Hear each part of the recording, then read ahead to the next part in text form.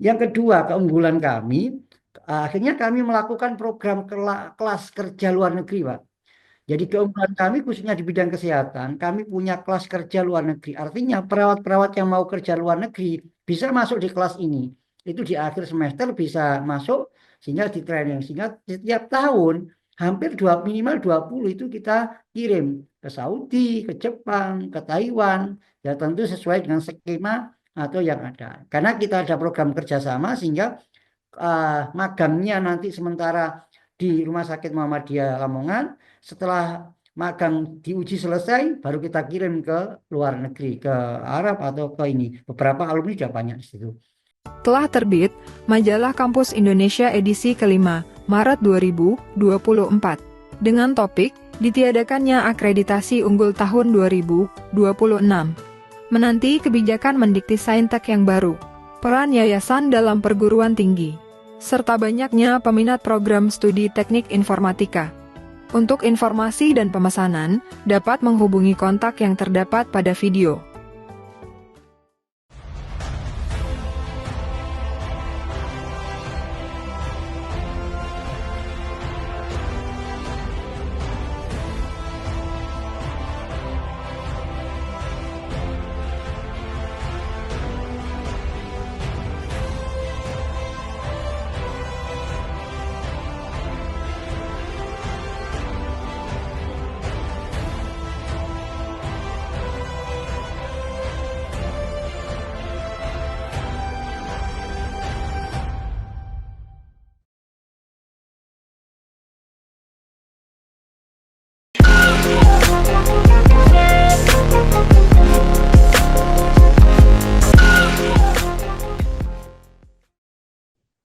Assalamualaikum warahmatullahi wabarakatuh.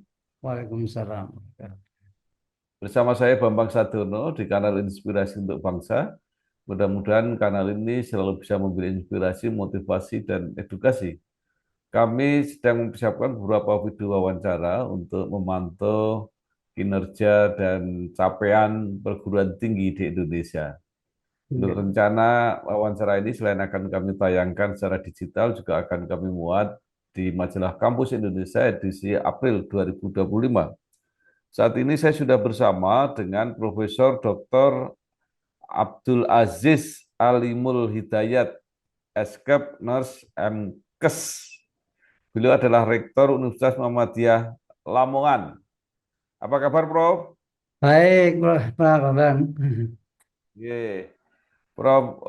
Aziz lahir di Lamongan 8 Desember 1974, menyelesaikan D3 keperawatan di Universitas Muhammadiyah Surabaya, lalu melanjutkan S1 dan profesi nurse di UNER, kemudian S2 dan S3 di bidang ilmu kesehatan juga di UNER, mengawali karir sebagai dosen di Universitas Muhammadiyah Surabaya, hingga pernah menjabat sebagai wakil rektor 1 bidang akademik, saat ini menjadi rektor Universitas Lamongan. Nah, supaya lebih lengkap walaupun singkat, silahkan cerita perjalanan karir Prof. Aziz sampai saat ini menjadi Rektor Universitas Muhammadiyah Lamongan. Silakan, Prof. Terima kasih Pak Bambang. Jadi memang saya ini saat ini sebagai Rektor Universitas Muhammadiyah Lamongan. Namun sebelumnya saya itu sebagai dosen di Universitas Muhammadiyah Surabaya.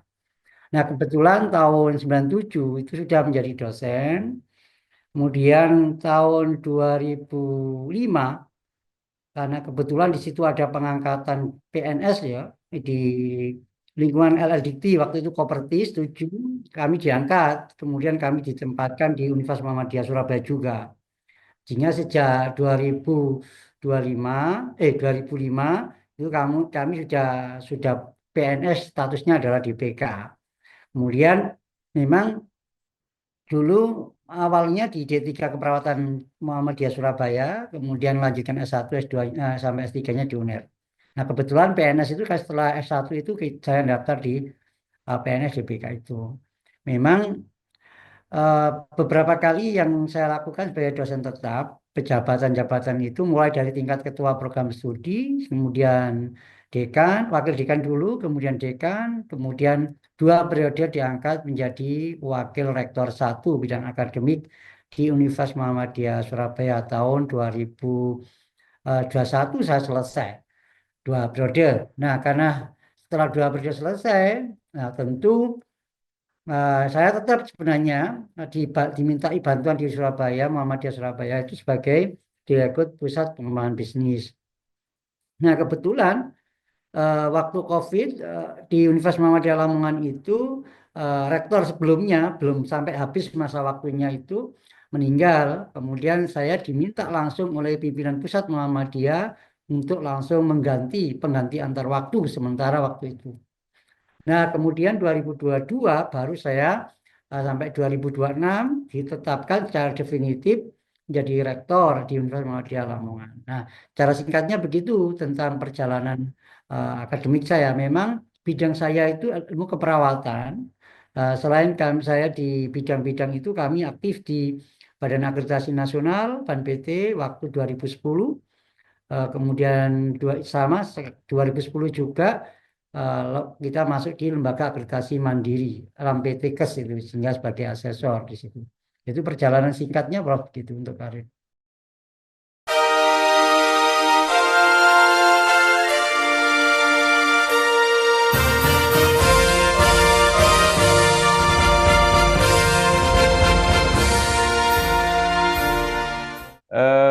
Universitas Muhammadiyah Lamongan didirikan 12 Oktober 2018. Jadi termasuk mungkin masih tergolong muda sebagai perguruan tinggi.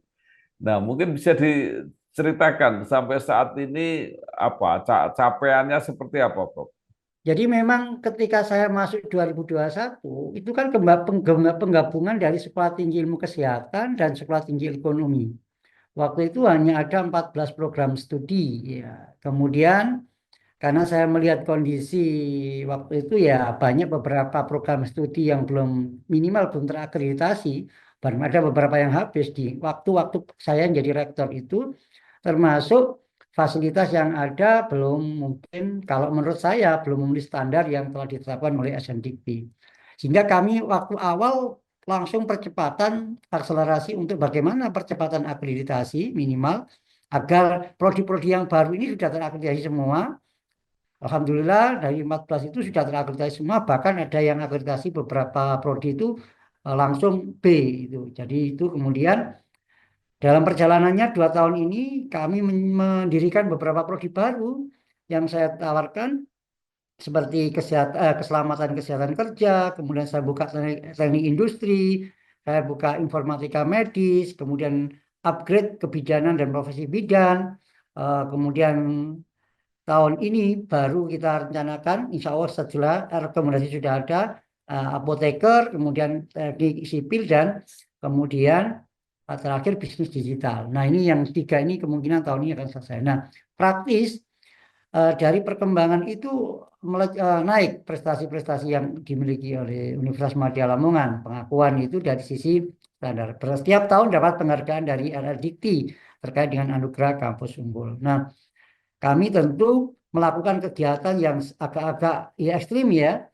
karena pada saat itu langsung saya selain menata ulang dari sisi sarana prasarana, kami merevitalisasi gedung untuk menjadi pusat bisnis, kemudian membangun gedung dengan kapasitas 10 lantai itu, kemudian sekarang baru hampir 70% sudah selesai itu pembangunan dom yang yang sudah kami jalankan itu. Revitalisasi sarana itu penting, tetap kami jalankan karena itu sebagai masukan dari kebutuhan mahasiswa. Nah, yang tak kalah penting pada tahun 2022 kami melakukan percepatan program doktor. Saya bekerja sama dengan beberapa perguruan tinggi baik negeri dalam maupun luar negeri untuk menyekolahkan dosen-dosen kami. Kurang lebih sekarang sudah 50 yang saya kirimkan ke beberapa perguruan tinggi pada 2022. Insya Allah target kami 2026 itu sudah hampir minimal separuh lah sudah selesai. Itu perkembangan dan dinamika kampus, termasuk pengembangan revitalisasi pengembangan unit bisnis. Sampai sekarang kemudian saya mendirikan PT Umlah Sejahtera Utama itu dalam rangka pengembangan sayap untuk pendapatan sumber daya manusia, dana keuangan. Kemudian akhirnya mengakuisisi apotek yang ada di daerah Bang Bau, kemudian membuat medical center sebagai pusat bisnisnya, kemudian menata terkait dengan food court-nya, kemudian sistem bisnis yang lain yang kita kembangkan. Nah, dari capaian 3 tahun itu, kemudian terus kami mengupgrade terkait dengan bagaimana mengembangkan jejaring media dan seterusnya. Akhirnya progres mahasiswa baru sejak saya masuk itu 600, kemudian naik menjadi 800, tahun kemarin 1.300-an. Jadi di saat perguruan tinggi yang lain kemarin itu agak banyak yang turun, kami justru menaik sisa dari si jumlah mahasiswa. Itu perkembangan sekilas Pak terkait dengan di Universitas Madya Lamongan. Ini menarik menurut saya. Jadi jumlah mahasiswa meningkat, tapi masih 1.300. Ada yang pernah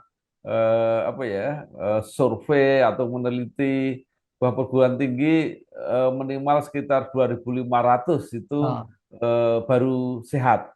Nah, iya, tetapi yang unik adalah di UMLA ini tadi kegiatannya membangun banyak sekali gedung, ada domel yang terakhir diresmikan oleh gubernur kalau tidak salah itu yang iya, menarik. Nah, ini nanti mohon gimana kiatnya diceritakan. Tapi iya, sebelumnya Prof mungkin agak naik sedikit lagi gambarnya iya. agak turun. Jadi tadi itu mahasiswa barunya, Bro. Pak. Jadi mahasiswa baru. Cuman kalau student body kita sudah mencapai hampir 3.700. Ya. Jadi student body-nya sudah di atas 2.700. Cuman tadi mahasiswa baru pertama kali masuk itu. Betul. Nah, memang kalau dilihat dari sumber dana kami itu ya keras, Pak. Tapi kita punya mitra, Pak, perbankan. Nah, kemudian kami sebenarnya perbankan ini yang agak cukup bagus ya, karena kita yakinkan karena sebenarnya bank itu kita percaya kenapa? Karena progres. Bahwa tren data mahasiswa kami meningkat, kemudian terkait dengan laporan keuangan juga kami meningkat tajam, sehingga saya yakinkan bahwa kepercayaan bank bahwa kami dengan membangun katakanlah dom base sekarang ini ya, itu bukan sebagai unit konsumtif, saya sampaikan bahwa ini akan saya jadikan sebagai pusat bisnis industri kreatif. Ya, jadi dom itu akan menjadi pendapatan baru nanti selain mahasiswa, selain mungkin persewaan, mungkin saya melakukan ajang-ajang yang bisa menimbulkan dampak ekonomi. Jadi seperti mungkin pameran, expo, mungkin persewaan dan seterusnya itu akan menjadi pendapatan baru yang kemungkinan karena saya lihat di Lamongan itu belum ada gedung yang sebagus atau sepresentasi itu, Pak. Jadi itu, Pak, mungkin gambaran dari kami. Jadi terus terang kami nggak ada dana memang, tapi apa ya keyakinan yang kuat, tren, saya berani mengambil itu dan dipercaya oleh bank. Telah terbit Majalah Ekonomi Indonesia edisi ketiga, Maret 2025. Berisi komentar dan harapan para pakar tentang peluncuran Danantara. Dinamika pasar modal dan perbankan dengan hadirnya Danantara. Respon BUMN yang masuk super holding Danantara. Serta bisnis media nasional yang dibayang-bayangi platform global. Untuk informasi dan berlangganan, dapat menghubungi kontak yang ada pada video. Iya, baik. Menarik. Selain bekerja sama dengan bank, tadi juga disebut banyak sekali kreativitas di dalam bisnis. Hmm. Ada akuisisi Apotek. apotek, ya Pak. Ya. Kemudian lagi ada perusahaan-perusahaan dan sebagainya. Itu seperti apa Pak keadaannya? Ya, dan memang ini baru berdiri setahun. Jadi apotek itu kan PT itu terpisah dengan universitas. Kita injek Pak investasi dari universitas. Di dalam akuisisi apotek itu satu ada dua nilai. Satu nilai bisnis dia, yang kedua adalah nilai sebagai apotek pendidikan. Karena betul tahun ini saya mendirikan profesi apoteker yang menjadi syarat utama pendidikan profesi. Dan saya pikir daripada mendirikan baru itu belum tentu mendapatkan keuntungan secara langsung. Nah, kami membeli langsung, kemudian kami perbaiki manajemennya. Hitungan saya sudah 2 bulan sudah surplus dan bisa membayar hutang yang kemarin dana yang saya pakai untuk pinjem hutang itu ya pakai membeli apotek itu surplusnya pas. Sehingga kami juga nggak merasa beban, sama dengan apa ya, beli tanpa uang ya, karena pinjam hutangnya itu. Iya. Baik. Nah, kemudian yang medical center itu seperti apa, Prof? Nah, medical center itu kita ada fisioterapi klinik, ada estetik klinik, kemudian ada klinik perawatan. Cuman hari ini masih proses izin, kami belum berani membuka secara layanan umum.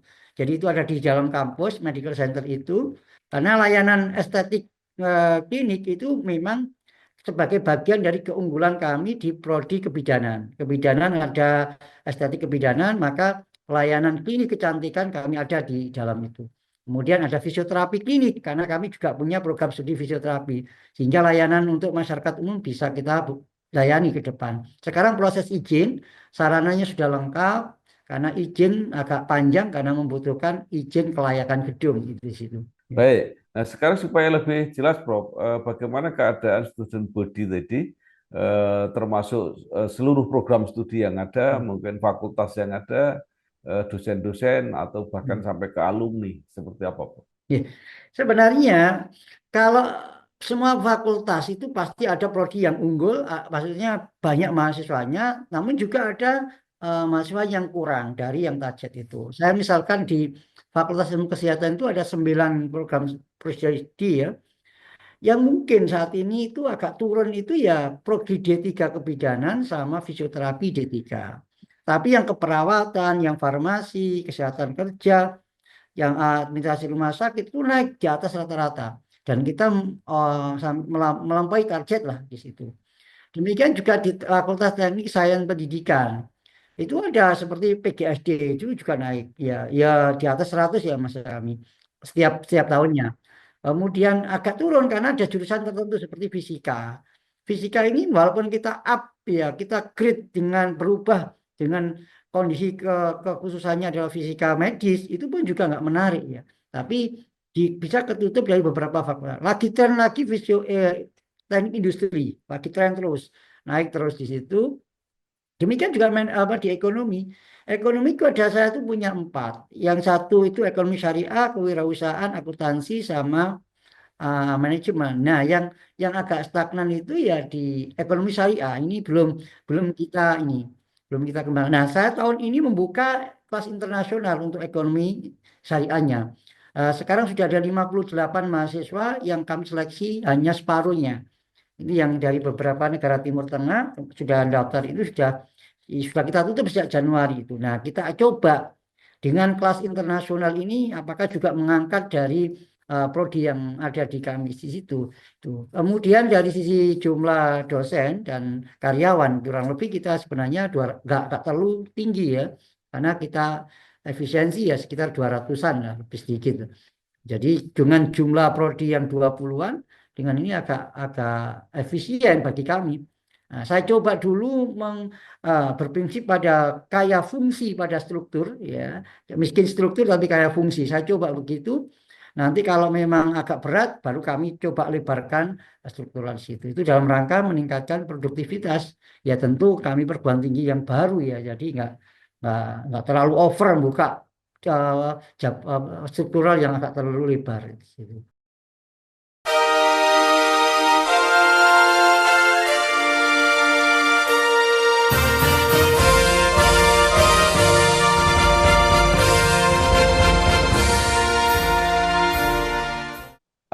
Universitas Muhammadiyah Lamongan ini kan universitas yang tidak di pusat kota yang besar. Nah, kemudian tadi kelihatannya semangat bisnis ya, terutama dalam pengelolaan juga luar biasa. Nah, sebenarnya apa kekhususan di Universitas Muhammadiyah Lamongan ini, Bro? Yeah. Jadi kami sebenarnya di awal-awal kemarin itu membranding karena kami nggak punya apa ya keunggulan. Maka semua saya minta semua lulusan dari Universitas Muhammadiyah Lamongan harus punya minimal 2 sertifikasi yang terstandarisasi BNSP. Itu yang pertama. Nah, dari situ semua masing-masing prodi ada wajibnya 1, ada pilihannya 2 untuk memilih sertifikat. Kami bermitra dengan BNSP.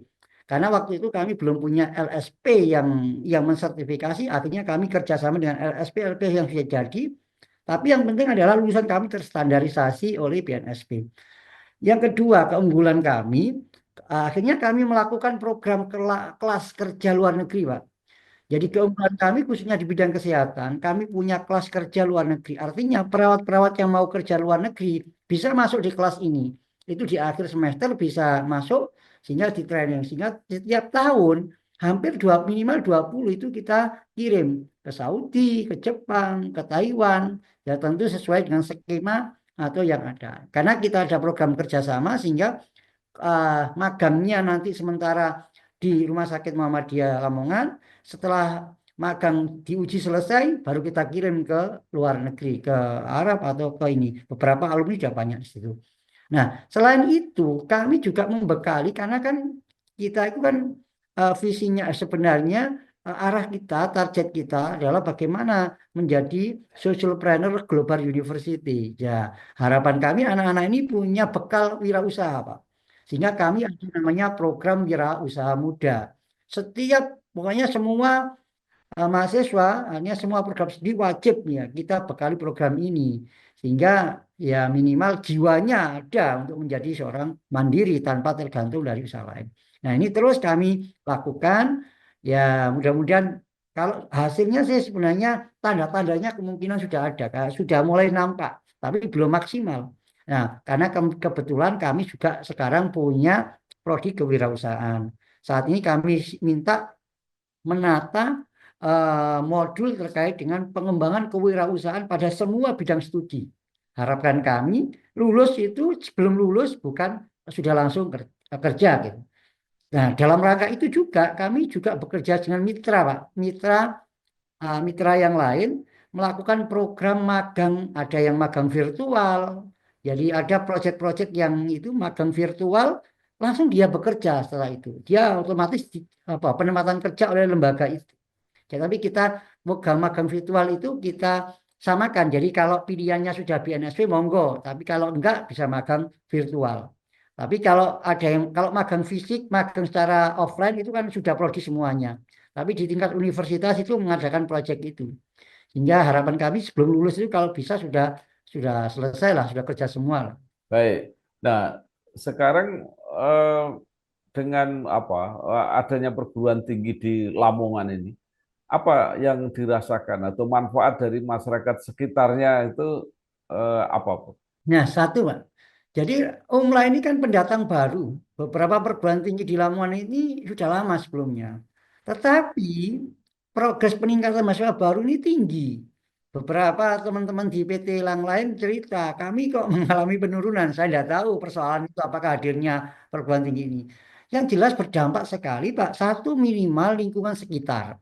Perputaran ekonomi pasti meningkat. Karena banyak yang tinggal di sekitarnya, ekonomi di sekitar kampus kami juga akan meningkat. Itu yang pertama.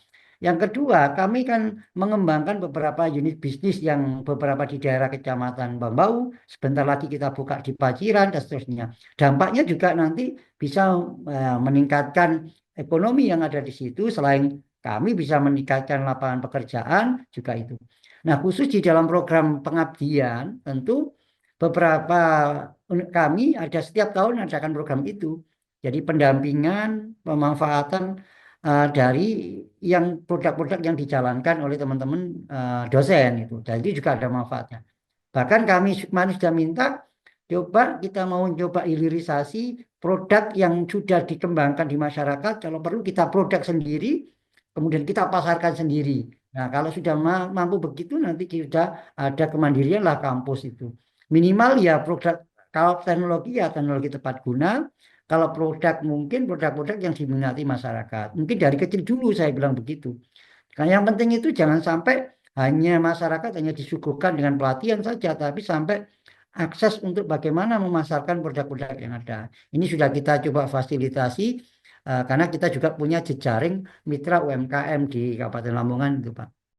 Telah terbit Majalah Politik Indonesia edisi ke-7 Maret 2025. Membahas koalisi permanen Partai Super Terbuka dan Kemenderkol. Kolom Yudi Latif. Pemimpin baru tata kelola baru. Kekompakan Prabowo, SBY, dan Jokowi. Serta menanti berakhirnya dualisme PWI.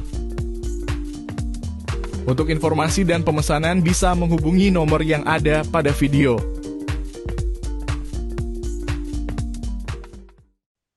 Di banyak perguruan tinggi banyak sekali kasus-kasus yang berkaitan dengan pembiayaan atau pendanaan mahasiswa. Misalnya mereka yang mengalami kesulitan keuangan ketika kuliah dan sebagainya.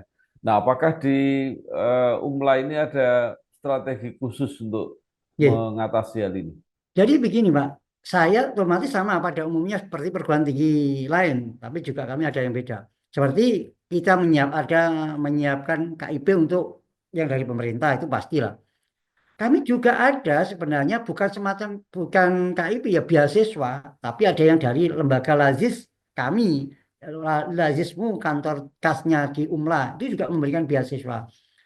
Belum lagi kami memberikan beasiswa khusus bagi warga Lamongan, warga Nahdlatul Ulama. Kami kasih khusus ya voucher senilai 8 juta, istilahnya biaya untuk pendidikan itu. Kemudian juga nanti belum lagi ke Pemkab ya Basnas itu. Tetapi yang paling penting saya prinsip gini, jangan sampai ada masa yang sudah masuk, kemudian dia tidak mampu membayar, kemudian dia keluar. Akhirnya saya berikan program istilahnya program magang.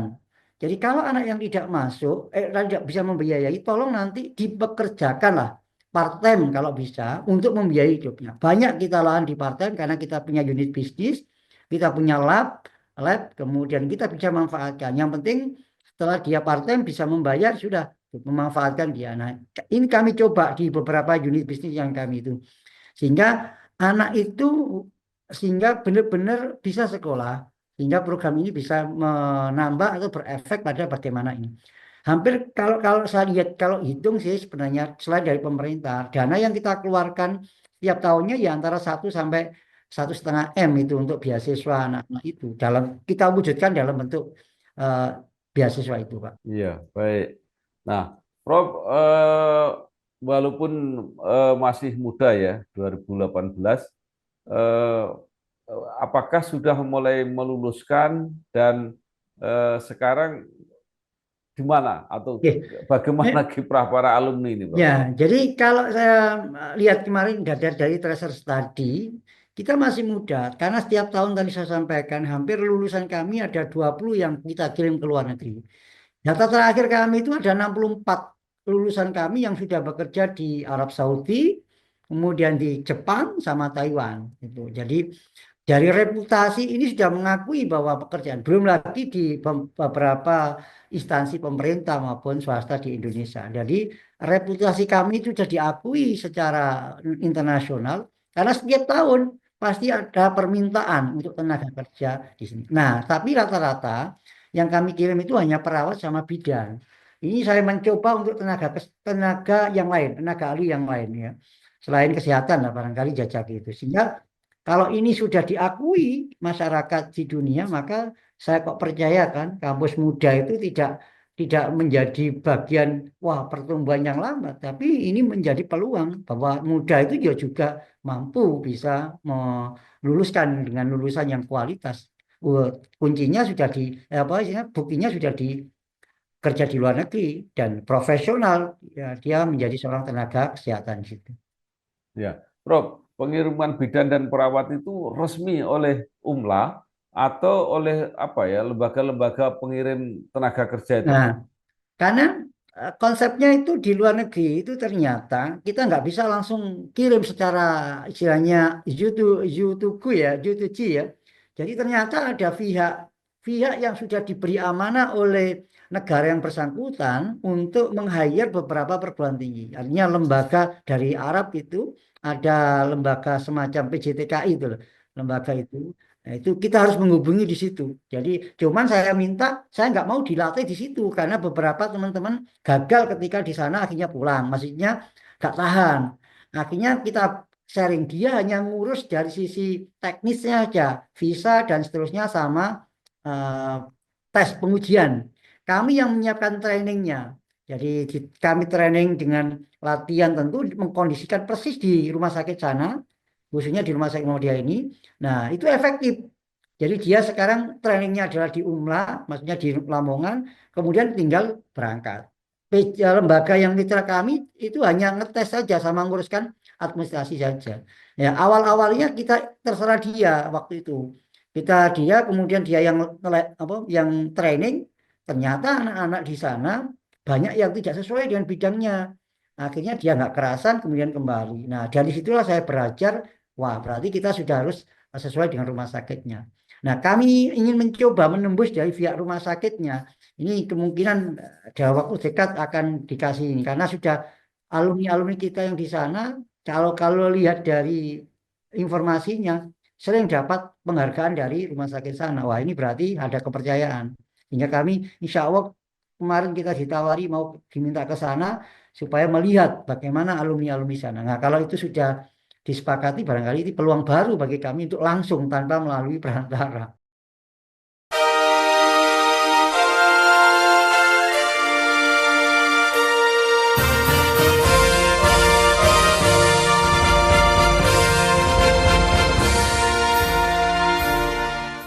Ya, baik. Nah, Prof, sekarang terakhir, apa yang masih ingin dicapai oleh Iya, UMLA, terutama oleh Pak Rektor iya, selama iya. masa jabatannya ini? Iya. Jadi sebenarnya kami ini yang ingin saya capai, Pak. Saya ini kan belum ideal kampus saya, karena ini global university. Tapi walaupun sudah masuk, sudah asing, sudah anak. Target kami dalam waktu dekat, ini kan insya Allah kami akan dapat bantuan Rusunawa. Saya ingin mendirikan pesantren internasional ini. Sehingga di kampus ini, memang karena backgroundnya Muhammadiyah, tapi ada namanya boarding lah gitu. Jadi ada pesantren internasional mahasiswa yang nanti barangkali orang-orang yang jauh-jauh mau sekolah di sini itu nggak kesulitan. Itu yang pertama. Tuh, kemudian konsep yang kedua, saya ingin memfokus pada hilirisasi kampus. Jadi inovasi, riset, inovasi akan menjadi tujuan akhir supaya nanti kampus, hasil-hasil karya-karya kampus ini semuanya dihilirisasi sehingga karena kami sudah punya bidang bisnisnya, nah, kemudian akhirnya bisa dipasarkan, kemudian tentu mendapatkan pendapatan yang non dari masyarakat. Target kami terakhir itu kalau bisa pendapatan itu adalah 80% non mahasiswa, yang 20% adalah mahasiswa. Ini yang selama ini masih 80% mahasiswa, 20 non mahasiswa. Ini kami akan mencoba membalik itu. Sehingga dari sekian itu akan menjadi kampus yang mandiri tanpa tergantung mahasiswa, kemudian pemerintah dari sisi finansial. Dan rasanya kok bisa, karena kelihatan ekosistem bisnisnya sudah kami mencoba mulai jalankan, Pak. Baik, saya tambah lagi, ini karena ada ide 80% eh, finansial dari non-mahasiswa. Eh, Mungkin bisa dijelaskan lebih lanjut karena belum pernah ada Ya, perguruan tinggi yang bisa mencapai itu, Prof. jadi kalau saya lihat dari perkembangan bisnis sekarang, itu kan digital. Sehingga membangun sebuah bisnis itu kan tidak harus dengan modal yang besar. Nah, saya berpikir hanya begitu itu. Nah, saya akan memanfaatkan tenaga-tenaga mahasiswa muda yang akan menjadi seorang ya marketer semuanya, tapi dengan produk yang dimiliki oleh UMLA. Beberapa produk yang dimiliki UMLA itu nanti ya termasuk jasa, termasuk produk-produk di bidang kesehatan. Nah, sehingga kalau produk ini selain nanti kami akan meng-hire produk yang lain, kami juga akan memanfaatkan itu. Ya, pertumbuhannya sih dengan market yang ada, dengan marketing yang banyak mahasiswa itu akan menimbulkan efek, Pak. Yakin dengan percepatan itu bisa. Kalau saya lihat afiliator saja bisa mendatangkan sekian, apalagi kami sebagai kampus yang tentu itu. Jadi kami fokus di dalam pengembangan bisnis, Pak. Ya, insya Allah target kami kan kalau apotek ini kan kalau bisa target di sampai 2026 kami punya 8 apotek lah. Di setiap kecamatan wajib kita punya. Nanti kalau bisa lari ke Tuban, Bojonegoro sama Gresik sekitar. Ya, sehingga target apotek Umla Farma itu hampir di setiap kecamatan bahkan kabupaten 4 kabupaten itu sudah ada Umla Farma. Dan nanti akan kita jadikan holding kalau sudah ada. Luar biasa. Paling akhir, Prof, ini karena Oke. gagasannya ini luar biasa. Prof Aziz ini kan basis pendidikannya kan apa ya, Dan kesehatan, perawatan. keperawatan. Oke. Tetapi kemudian visi-visi bisnisnya itu dari mana, Pak? Jadi gini Pak, kebetulan saya ini guru besar di bidang keperawatan, tapi ilmu manajemen keperawatan. Nah, di dalam manajemen keperawatan itu ya hampir sama dengan manajemen-manajemen yang lain. Jadi terkait dengan bagaimana membangun bisnis bidang kesehatan itu masuk wilayah-wilayah keilmuan saya. Sehingga saya punya pikiran-pikiran yang kreatif, membangun design thinking, yang problem solving itu artinya ilmu-ilmu sudah dapat sehingga kami ada keinginan itu. Dan saya hanya berpikir begini, prinsip saya kan Quran kan begini, Pak. Sesungguhnya Allah tidak akan merubah kaum, nasib kaum jika kaum itu yang merubah. Lah, pikiran saya begitu saja. Kalau saya ini bisa berubah, berarti saya harus berubah. Nah, jadi itu konsep itu saya pikirkan ini saya munculkan terus sehingga inovasi itu terus saya kembangkan. Saya sering menentang begini, pada umumnya begini, saya tidak. Jadi saya ingin berbeda yang katanya kampus kabupaten itu nggak bisa berkembang. Saya coba di Lampung. Nah itu yang aja. Siapa tahu menjadi pilot project lah Pak. Baik, luar biasa sekali, Prof. Sayang sekali waktunya. Oke, Terima kasih, Profesor Dr. Abdul Aziz Alimul Hidayat, siap. Sarjana Keperawatan, Magister Kesehatan, Rektor Universitas Muhammadiyah Lamongan, UMLA. Ya, Banyak oke. sekali yang sudah disampaikan, kreativitas, inovasi, mudah-mudahan ini benar-benar menjadi inspirasi dan menjadi semangat untuk membuktikan bahwa Universitas di Lamongan juga bisa berkembang, bahkan luar biasa memberi semangat entrepreneur yang apa ya sangat eh, memberi semangat barulah kira-kira seperti Oke. itu. Saya kira terima kasih Prof. Selamat bekerja, sukses. Sama-sama Bang. Wassalamualaikum Oke. warahmatullahi wabarakatuh. Waalaikumsalam warahmatullahi wabarakatuh. Oke. Telah terbit Majalah Kesehatan Indonesia edisi kedua, Maret 2025. Dengan topik RSI Sultan Agung siap melayani suntik stem cell. Juga, IDI akan perjuangkan anggaran minimal bidang kesehatan. Untuk informasi dan berlanggan, silahkan hubungi nomor yang tertera pada video